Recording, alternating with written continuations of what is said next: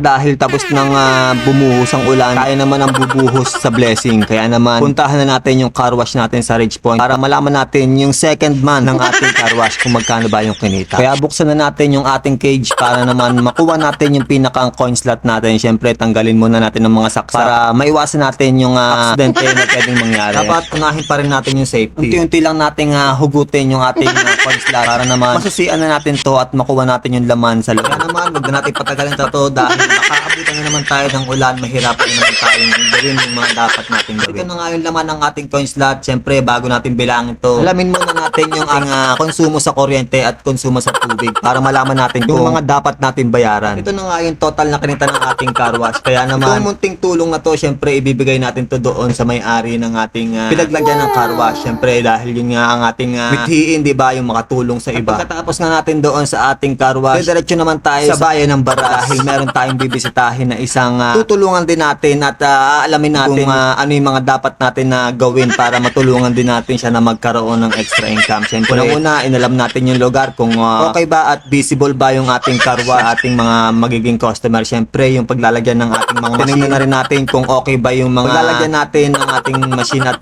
kung saan tayo kukuha ng mga supply ng tubig at kuryente. Dahil all goods naman ang lahat. See you, Baras!